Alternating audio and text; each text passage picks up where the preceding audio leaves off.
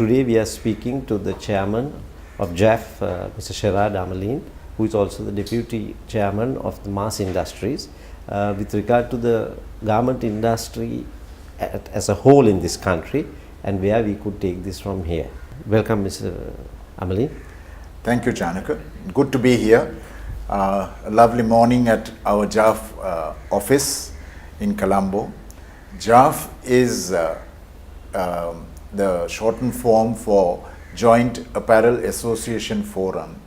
It is the apex body of 6 associations, and we put this together so that we could have one voice to the government, one voice of the industry to the outside world, our customers and other stakeholders.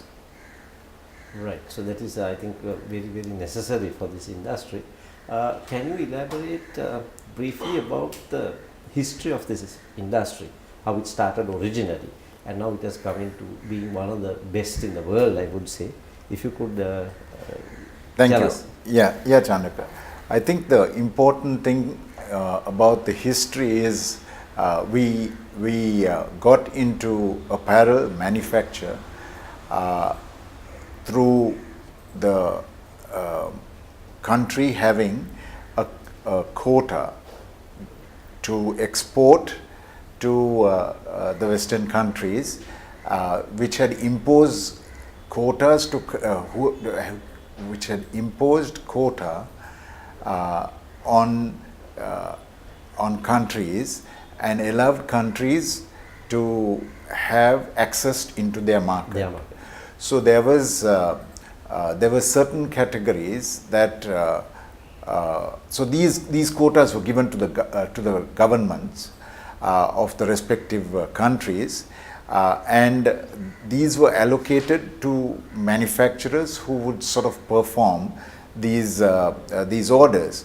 So most of the orders that came to us from Hong Kong, Korea, and you had buyers who would sort of come down seeking those factories that had the quota and the capability to manufacture. Now, Sri Lanka did very in the very beginning just manufactured shirts, blouses, dresses, and the technical capabilities were very few. However, as the industry grew, we found that the technical expertise that Sri Lankans had was continuously improved because of the various technical inputs that we got from customers. Customers of a certain what you call level came in here and brought in expertise that we did not have. Even sewing technique to machinery maintenance, to machinery technical skills, and more than anything else, there was the question of difficult products that they taught us how to manufacture. Over the years, we found that the categories increased from just making blouses to dresses. It went into pants, complicated fabrics, but the industry kept growing because the quotas had an annual growth rate. So you had buyers here, you had buyers representatives here, you had quality control, you had technical people from buyers who would be stationed in Sri Lanka, and they were in the plants giving our teams in Sri Lanka and our management the technical expertise that was needed to export.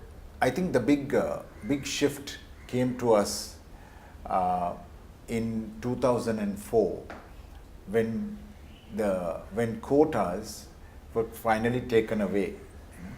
And we actually thought that the industry would collapse because a regime of manufacturing without quota meant that the cheapest country that could produce would get most of the orders.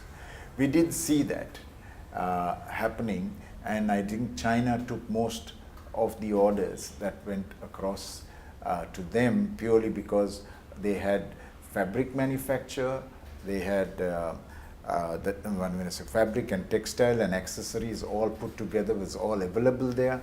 It was cheaper. It was they were producing it in large scale manufacturing plants. So competing with China was really out of the question, you know.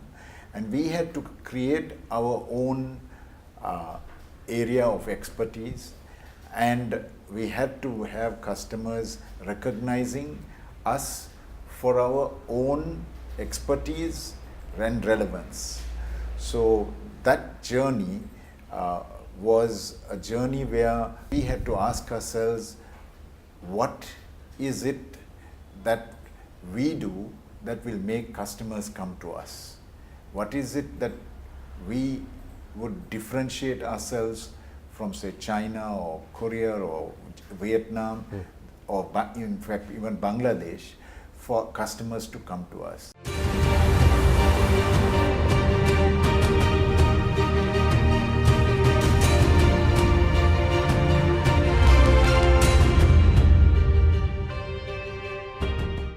I would like to know, especially now one thing, it's about the workers. Now, initially when this industry started, it was popular. We get a lot of outstation people who came towards our zones and worked, and they didn't have very good conditions, and then little by little labor got short. Garment factories gave out a lot of facilities like transport after late shifts, food, things like that. Now, coming down the road now, how is the average, in an averagely good factory, what are the facilities that these workers are given? Let me again go back to history. Yes, the zones were where most of the biggest and largest factories were built. Yeah. These were actually by Hong Kong Chinese, and they came and built some large plants there. And you had the girls staying in hostels close to the zones, coming from either homes from closer by to the zones, and or hostels around there. As the industry matured, there was facilities that were given to the workers. Now, I think one of the biggest change that took place was when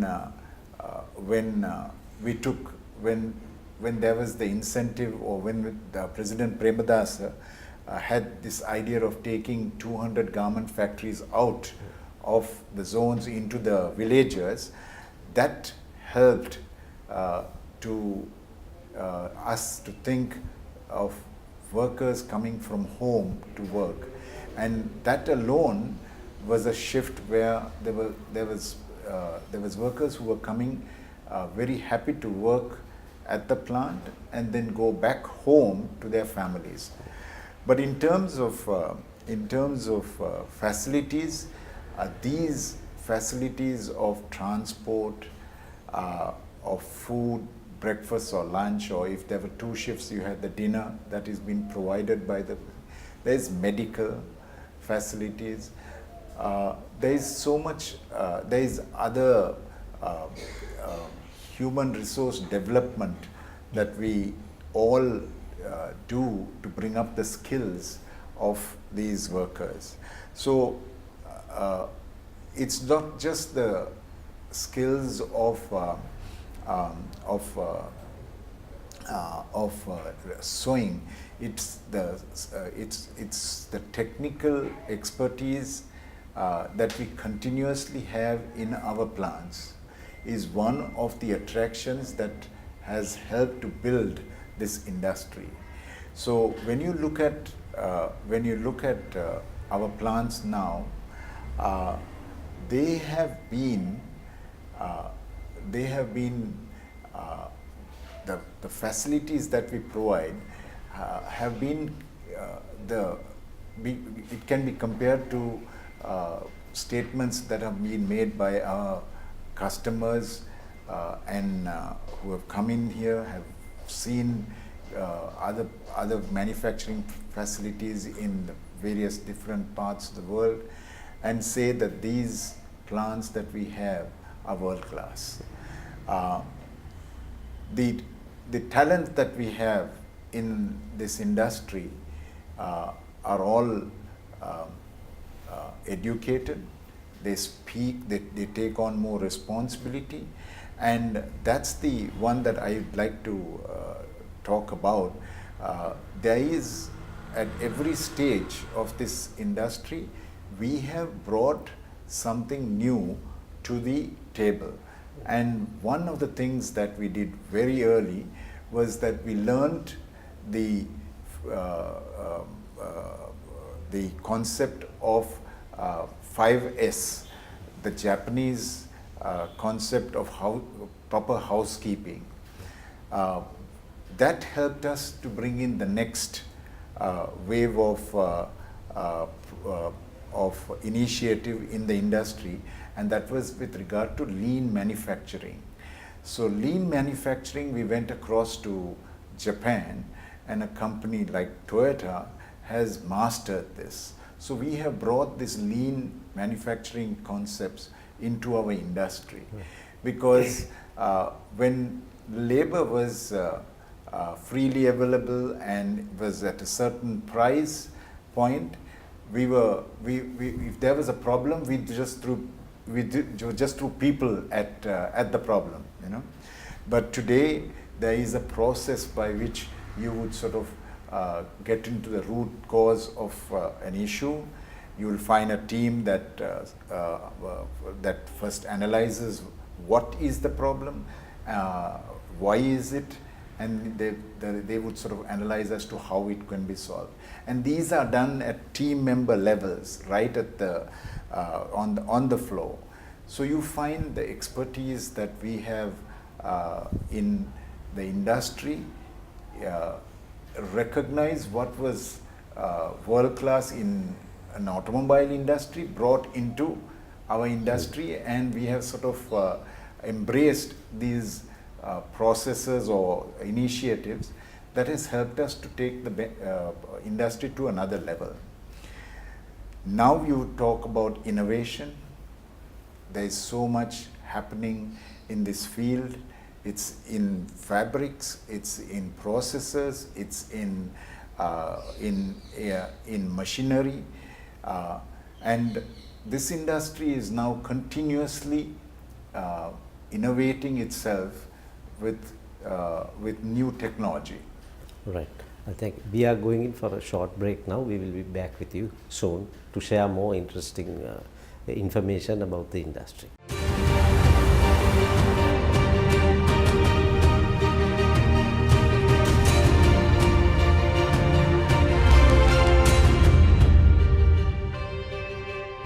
Now we will continue this discussion with Mr. Amalean on the garment industry. Mr. Amalean, can you tell me now briefly about the industry's standing now, the export figures, targets, how we have achieved it, and what our targets are they achievable, and things, can you elaborate on that? Yes, the timing is really perfect. This is January of 2019, and we just got our numbers for last year, and we have surpassed the $5 billion mark that we were set ourselves to achieve for that year. So we are now an industry that is the topmost exporters out of Sri Lanka and have a 50% of the export out of 50% out of the total exports out of Sri Lanka. The growth of 4.8% last year has been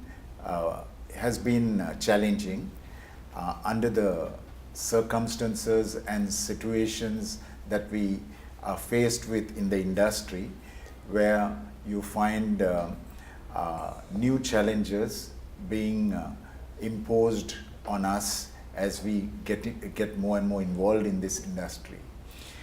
Our target by 2025 is to take this industry to an $8 billion industry. That would mean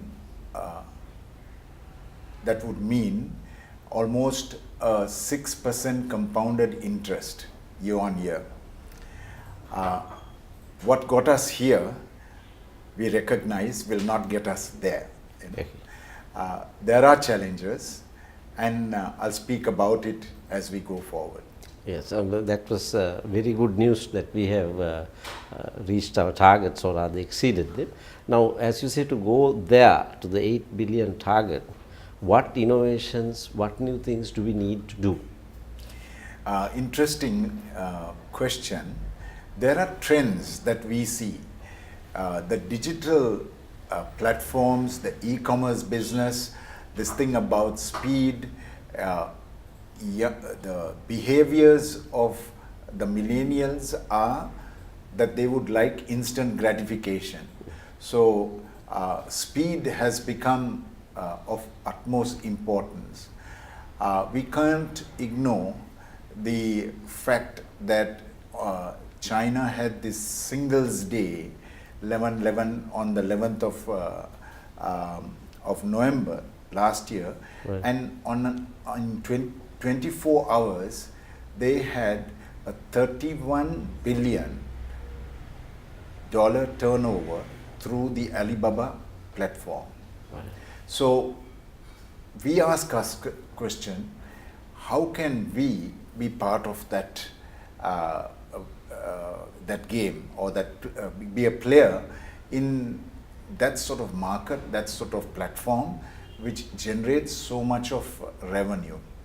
What have we to do to make ourselves compatible to be able to export to a country like China and be able to work with platforms?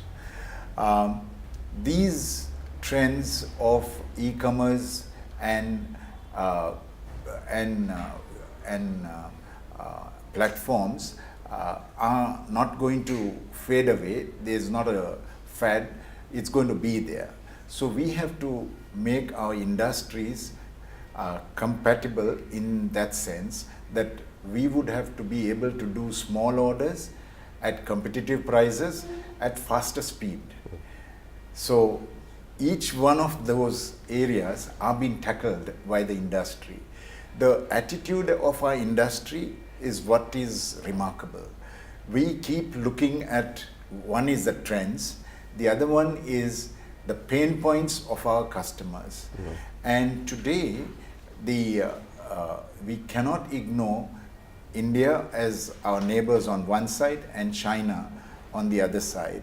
With these great populations out there and the average income levels increasing in these countries, we see a potential of being able to service those needs of those two countries going forward. So we need market access. So free trade agreements between our countries is something very important that needs to come into the play here, and we have been lobbying as JAF to make sure that the government works on these free trade agreements. One of the things that you spoke about is also innovation and automation. We believe that those are continuous work that needs to take place in the industry for us to be much more progressive and productive.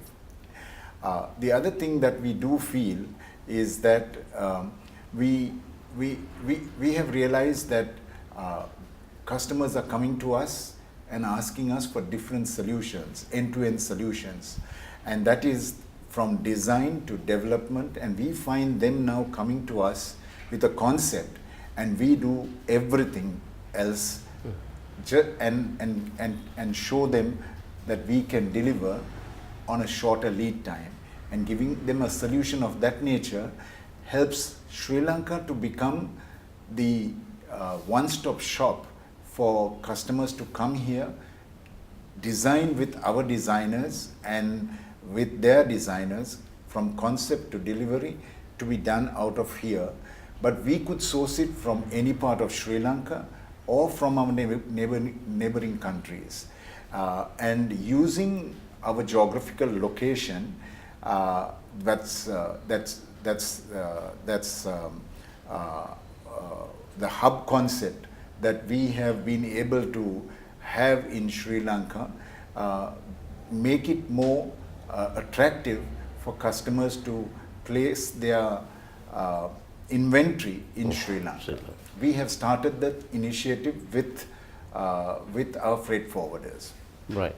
One other important thing is now there are new technical type of garments with these nanotechnologies, and there was a Sri Lankan who invented a sock with a sensor which detects diabetes, and there are other products on the line. What is our take, or rather what is our let me rephrase it, how far are we pursuing those lines? The higher, I mean the technical garments must be the higher end of everything.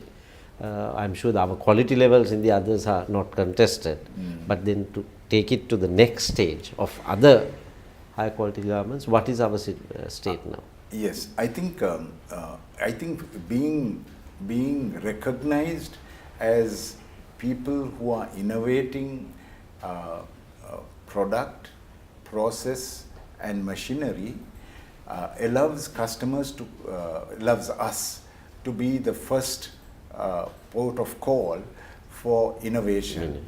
What they are doing is, and this is interesting, they are coming to us and saying, let's jointly innovate this.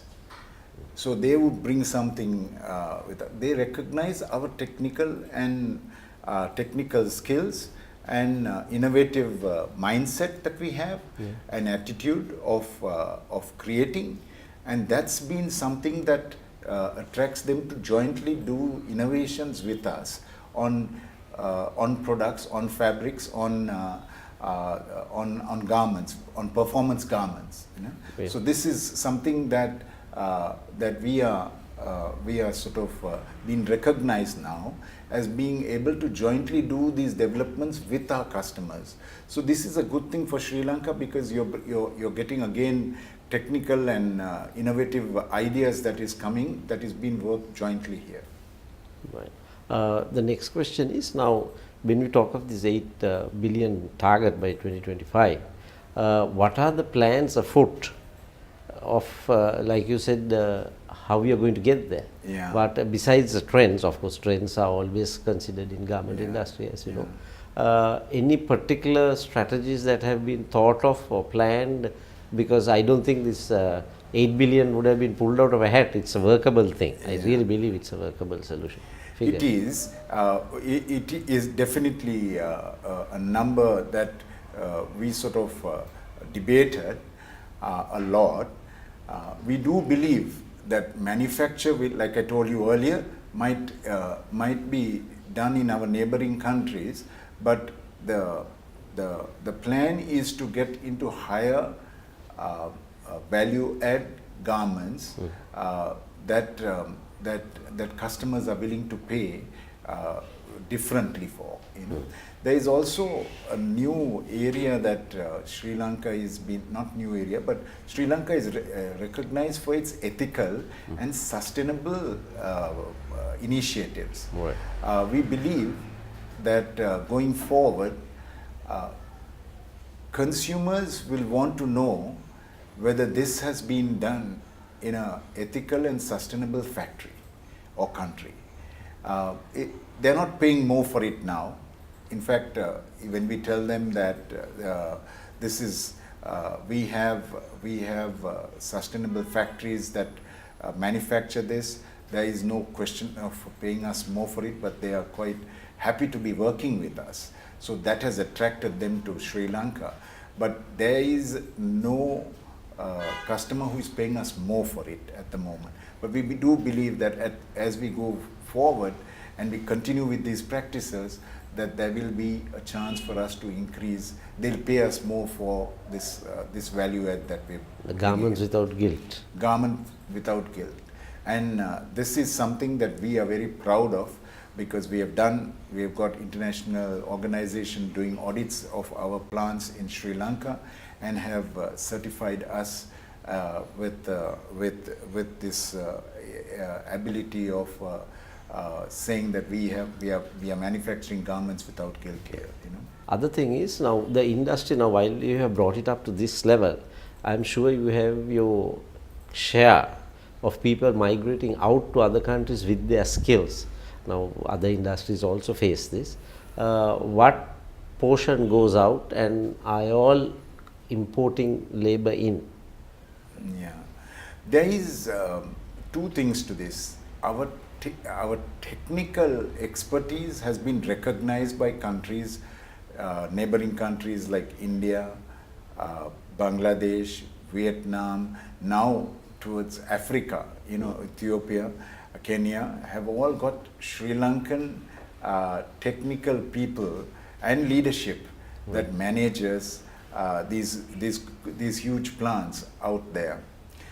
In terms of labor, no, we have gone down to the villages, and we have gone even to the north and east, and gone and opened huge factories out there. So yes, the availability of labor, first we have been tapping wherever labor is available, you would find the industry going and setting up factories there. So there is no requirement so far to import labor. There is conversations of that nature taking place at the moment with the government. Right. So thank you, Mr. Amalean. I think it was a very, very enlightening, and also, as you said, in the right time we got you to speak of this after you got these new figures and Yes. trends. And I wish you and the industry all the best to the future to see that these targets are achieved. Thank you, Chanaka. It was interesting talking to you, especially because of the $5 billion turnover that we have done for last year. It's a milestone that we have reached, and we look positively towards reaching the 8 billion mark by 2025. Thanks a lot. That is the end of today's discussion with Mr. Amalean. We hope to see you in our next episode with another industrial head of another industry, and give the news of what is actually happening in the industry today.